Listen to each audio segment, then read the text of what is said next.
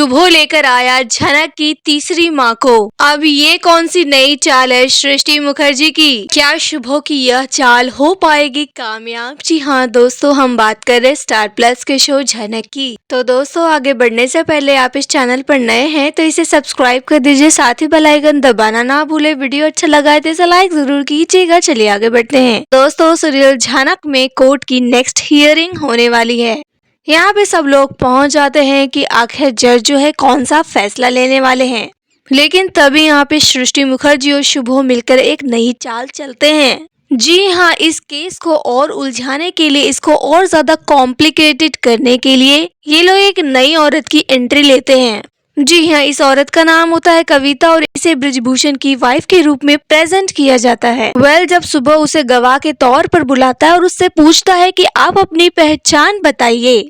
जब वो औरत कहती है कि मैं ब्रिजभूषण जी की पत्नी हूँ, और साथ ही वहाँ पे नकली ब्रिजभूषण जब एंट्री लेता है कोर्ट के अंदर तो उसकी ओर उंगली से इशारा करते हुए कहती है कि देखिए वो है मेरे पति। और दोस्तों, सबसे गजब की बात ये है कि वो यह कहती है कि मेरी बेटी झनक है, यानी ये झनक की तीसरी माँ है। अब तक तो ये दिखाया जा रहा था कि झनक की माँ उर्वशी रैना है, फिर बाद में ये पता चला कि झनक को जन्म देने वाली सृष्टि मुखर्जी है। पर ये क्या दिखाया जा रहा है कि झनक की माँ कविता है? मतलब ये क्या मजाक चल रहा है? दोस्तों, इस केस को काफी ज्यादा कॉम्प्लिकेटेड कर दिया है सृष्टि और शुभो ने, क्योंकि उनके खिलाफ जब ठोस सबूत पेश किए गए थे और उन्हें यकीन था कि ये जो फैसला है झनक के हिस्से में ही आएगा, यानी झनक जीत जाएगी और हम लोग हार जाएंगे, तो उससे बचने के लिए इन्होंने केस को ही मोड़ दिया है, जज को भी कर दिया है कंफ्यूज और ले आए झनक की तीसरी माँ को।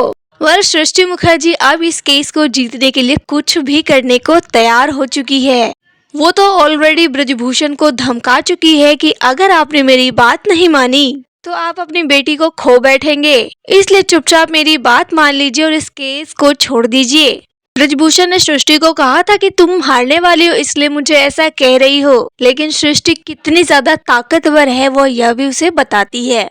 सृष्टि उसे कहती है कि हाँ, मैं ताकतवर बहुत ज्यादा हूँ, अगर मैं जेल भी चली जाती हूँ ना तब भी मैं वही कर सकती हूँ जो मैं बाहर रह के कर रही हूँ। अपनी बेटी की सलामती चाहते हैं तो आप इस केस को छोड़ दीजिए, कुछ नहीं रखा इस लड़ाई झगड़े में, और वैसे भी क्या कर लेंगे आप यह साबित करके कि मैं झनक की माँ हूँ। आपको क्या लगता है कि जब ये साबित हो जाएगा तो क्या मैं उसे अपना लूंगी? क्या मेरे अंदर ममता जाग जाएगी झनक के लिए? ऐसा कभी भी नहीं होगा। मेरी बेटी अर्शी है, अर्शी, मैं सिर्फ उसी को अपनी बेटी मानती हूँ, झनक को नहीं मानती। इसलिए वो ब्रिजभूषण को डराती धमकाती है और ब्रिजभूषण यहाँ डर भी जाते हैं क्योंकि वो उर्वशी को तो खो ही चुके हैं, लेकिन अब अपनी बेटी झनक को नहीं खोना चाहते, झनक के साथ वो रहना चाहते हैं। इतने सालों बाद उन्हें अपनी बेटी मिली है तो वो उससे दूर नहीं होना चाहते। उसकी जान को बचाने के लिए वो यह केस छोड़ने के लिए भी तैयार हैं। साथ ही आप ये भी देखेंगे कि झनक भी उनसे बहुत पूछने की प्रयास करेगी कि आप यह केस क्यों क्विट करना चाहते हैं, मुझे बताइए, लेकिन ब्रिजभूषण कुछ भी नहीं बोलेगा। लेकिन झनक भी यहाँ चुप नहीं बैठने वाली, वो जरूर पता लगाने की कोशिश करेगी कि आखिर मेरे पापा ऐसा क्यों कर रहे हैं, अचानक से उनमें इतना बड़ा बदलाव क्यों आया। क्या सृष्टि मुखर्जी ने उन्हें धमकी दी है?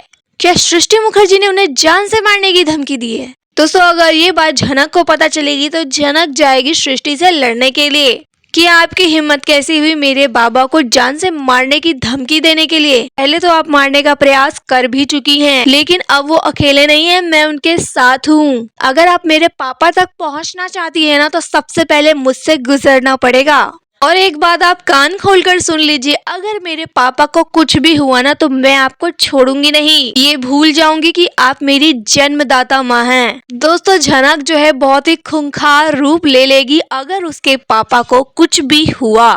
साथ ही ये बात जब अनिरुद्ध को पता चलेगी कि झनक के पापा ने ये केस वापस ले लिया है, यानी सृष्टि के लिए जो लड़ाई लड़ रहे थे, इतनी मेहनत की थी, वो सब कुछ वापस ले लिया गया है, तो आप देखेंगे कि अनिरुद्ध भी यहाँ ब्रिजभूषण से बात करने की कोशिश करेंगे कि आखिर आप ऐसा क्यों कर रहे हैं, आप मुझे बताइए, मैं किसी को नहीं बताऊंगा। देखना ये दिलचस्प होगा कि क्या अनिरुद्ध के कन्विंस करने पर ब्रिजभूषण अनिरुद्ध को वो सारी सच्चाई बता देगा, क्योंकि ब्रिजभूषण तो अच्छे से जानता है कि वो झनक से बहुत प्यार करता है, अनिरुद्ध झनक के लिए कुछ भी कर सकता है।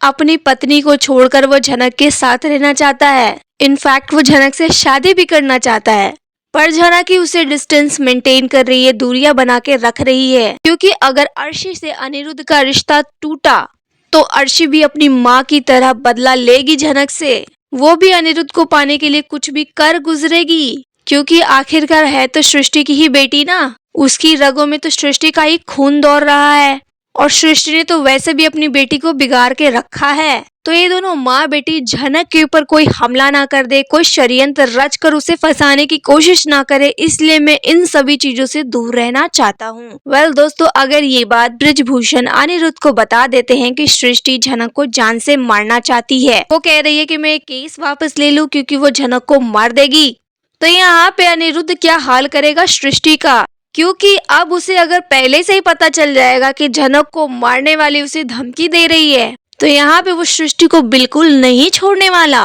क्योंकि जो थोड़ा बहुत लिहाज उसने किया था कि चलो अर्शी की माँ है, ठीक है, मैं इन्हें कुछ नहीं कहूंगा, लेकिन अब वो सारे लिमिट क्रॉस कर देगा और सृष्टि को बिल्कुल भी नहीं छोड़ने वाला।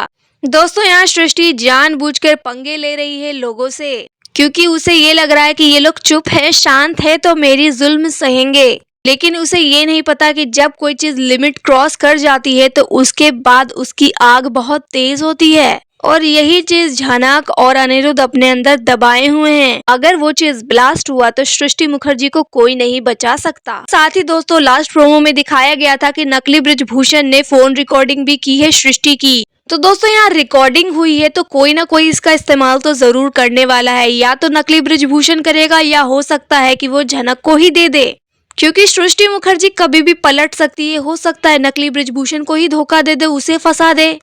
तो अपने बचाव में वो पहले से ही प्रूफ तैयार करके रखा हुआ है, या तो वो उसका इस्तेमाल करके सृष्टि को धमकी देगा और पैसे ऐंठेगा, या हो सकता है कि वो झनक को वो प्रूफ दे दे। अगर झनक के हाथ वो प्रूफ लग गया फिर तो सृष्टि कभी नहीं बच पाएगी। लेकिन फिलहाल सृष्टि ने इस केस को कॉम्प्लिकेटेड कर दिया है, एक नई एंट्री लाके, एक नई झनक की माँ को लाकर। आखिर ये औरत है कौन, क्यों ये कह रही है कि ये झनक की माँ है, आखिर ऐसा कहने से क्या साबित होगा, किस ओर मोड़ना चाहते हैं इस केस को शुभो और सृष्टि। दोस्तों, झनक की इस नई माँ के बारे में आप क्या कहना चाहते हैं? आपकी जो भी राय है आप हमें कमेंट में बताइए। वीडियो अच्छा लगा है तो इसे लाइक कीजिए, सब्सक्राइब कीजिए फॉर मोर अपडेट्स। धन्यवाद।